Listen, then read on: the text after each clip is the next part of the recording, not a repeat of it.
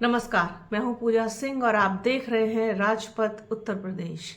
दोस्तों, बिहार चुनाव के बाद से एक बड़ी चर्चा शुरू हो गई है और वो चर्चा है बसपा के बारे में कि बसपा 2027 के लिए कोई नई पटकथा लिखने जा रही है, कोई नई स्क्रिप्ट तैयार कर रही है जिससे कि समाजवादी पार्टी के मुखिया अखिलेश यादव परेशान हो सकते हैं। क्योंकि अगर बसपा मजबूत होती है उत्तर प्रदेश में तो नुकसान सबसे ज्यादा समाजवादी पार्टी का होगा। उधर ओवैसी उत्तर प्रदेश में अपने पैर जमाने की फिराक में है ही है और जो मुस्लिम समाज है वो भी अपने लिए कोई ऑप्शन तलाश कर रहा है, जिस तरीके से उसने बिहार में अपना ऑप्शन ढूंढा। जो बयान कह लीजिए या टिप्पणी कह लीजिए तेजस्वी यादव ने ओवैसी के लिए की, उसका रिएक्शन आपने देखा बिहार में किस तरीके का हुआ। फिर उत्तर प्रदेश भी कोई अछूता नहीं है बिहार से। सीमांचल की जो जिले हैं वो बहुत प्रभावित करते हैं एक दूसरे को, बिहार की राजनीति को और उत्तर प्रदेश की राजनीति को।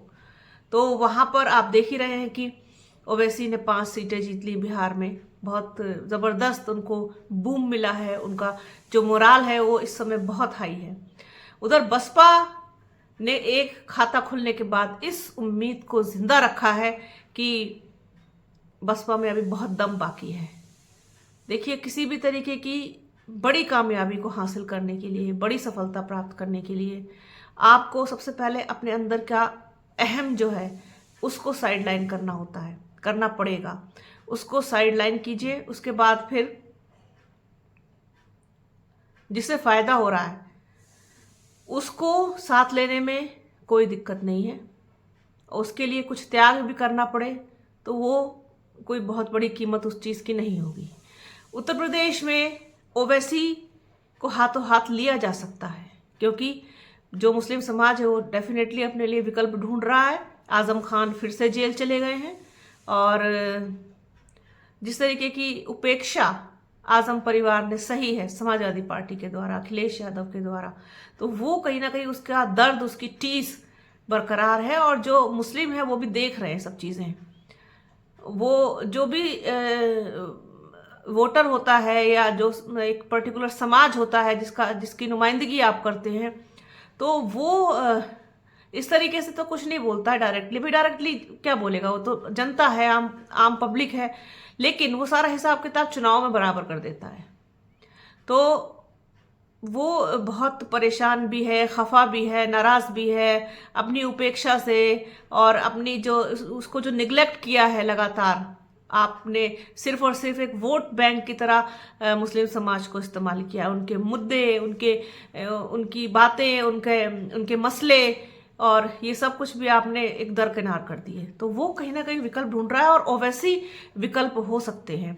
अगर बसपा ओवैसी की पार्टी अमीम के साथ जाती है तो ये एक बहुत ज़बरदस्त और मजबूत कॉम्बिनेशन बनेगा उत्तर प्रदेश में और डेफिनेटली बसपा को इससे बहुत बहुत फायदा होगा।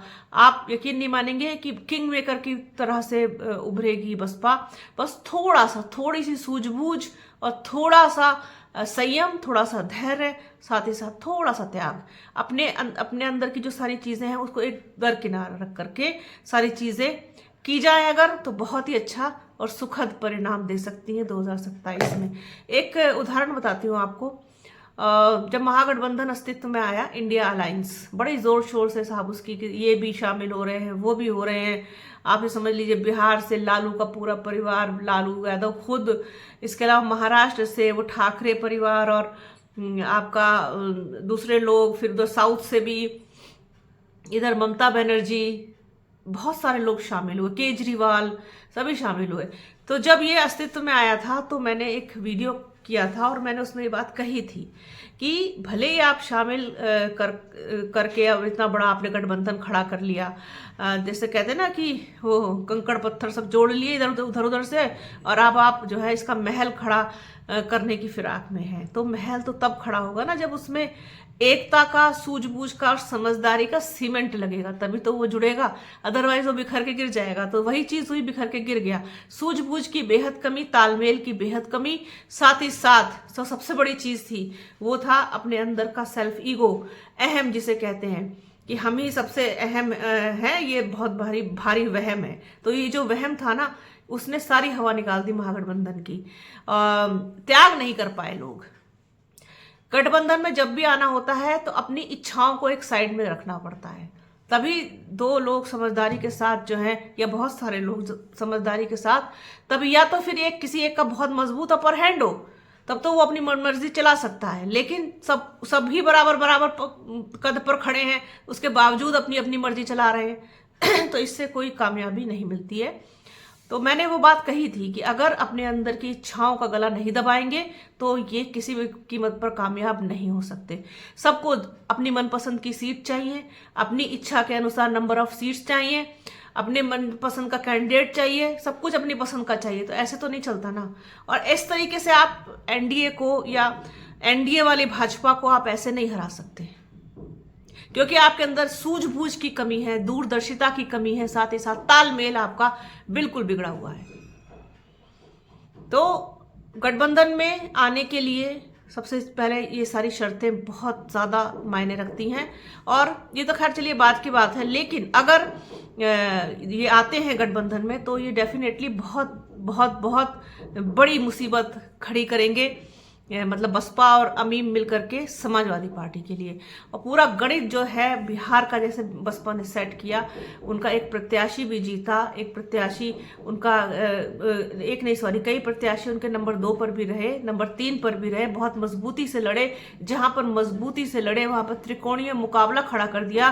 त्रिकोणीय मुकाबले में जीत भले ही एनडीए के प्रत्याशी की हो गई हो, लेकिन कड़ी टक्कर दी महागठबंधन को। तो ये सारी चीजें हैं। और वोट शेयर जो है वो 1.02% से बढ़ करके 1.62% हुआ बसपा का, यानी कि वोट परसेंटेज में भी इजाफा हुआ है।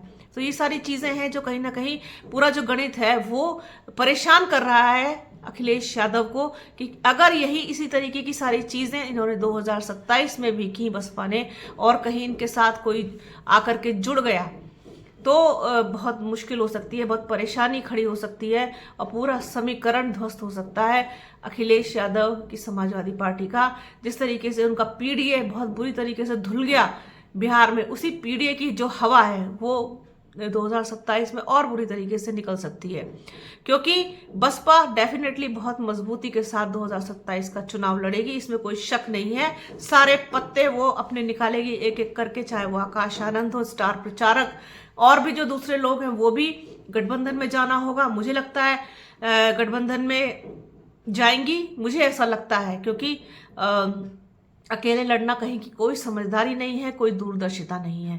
क्योंकि जिस तरीके का माहौल हो गया, आप सब गठबंधन में ही जाकर के लड़ते हैं।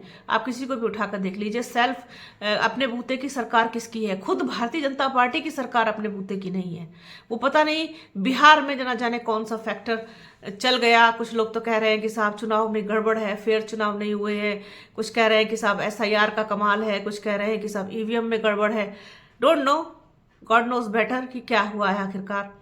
तो ये सारी चीजें, अदरवाइज तो गठबंधन के बिना आप कुछ हो नहीं रहा है। गठबंधन में जाना ही पड़ता है, किसी ना किसी को साथ लीजिए। आपका अपना वोट बैंक, साथ में दूसरा जो आएगा व्यक्ति जुड़ेगा आपके साथ, गठबंधन में आएगा, उसका वोट बैंक, इसके अलावा जो दूसरा और कुछ है मजबूत, उसको साधने का प्रयास किया जाए। जैसे कि उत्तर प्रदेश में एक तो दलित समाज, उसमें भी जो जाटव कोर वोट बैंक है बसपा का वो, इसके साथ दलित और भी जो हैं वो साथ में साथ, अगर मुस्लिम समाज आता है ओवैसी के जरिए और OBC, तो ये फिर आप समझ लीजिए फिर कोई भी उत्तर प्रदेश में भाजपा को हराने में किसी भी तरीके की कोई दिक्कत नहीं होगी, और बसपा को कोई रोक भी नहीं पाएगा अगर ये सारी चीजें होती हैं। तो फिलहाल अखिलेश यादव का जो है समीकरण बिगाड़ती हुई नजर आ रही है बसपा। सिर दर्द बन गई है और नींद भी उड़ी हुई है समाजवादी पार्टी की, कि बसपा ने बिहार में खाता खोल लिया, वोट शेयर भी बढ़ा लिया, और जिस तरीके से बहुत तगड़ी फाइट दी महागठबंधन को, वो वास्तव में उनके लिए चिंता का विषय है। तो माथे पर चिंता की लकीरें आना बेहद स्वाभाविक है। मुझे लगा इस टॉपिक पर बात करनी चाहिए, तो मैंने ये वीडियो किया। आज के इस वीडियो में फिलहाल इतना ही। वीडियो कैसा लगा कमेंट बॉक्स में ज़रूर बताइएगा। वीडियो को प्लीज़ लाइक कीजिएगा, शेयर कीजिएगा, पूरा देखिएगा। बने रहिए हमारे चैनल के साथ। हमारे चैनल को भी लाइक कीजिए, शेयर कीजिए, सब्सक्राइब कीजिए। बेल आइकन घंटी जैसी आकृति ज़रूर दबाइएगा, जिससे कि आने वाले वीडियो का नोटिफिकेशन आपको मिल सके। वीडियो को प्लीज़ पूरा देखिएगा और ज़्यादा से ज़्यादा शेयर कीजिएगा। अपना और अपनों का बहुत ख्याल रखिए। जल्द मिलूंगी आपसे एक नए वीडियो में, एक नए मुद्दे के साथ, एक नई चर्चा में। तब तक के लिए जय हिंद।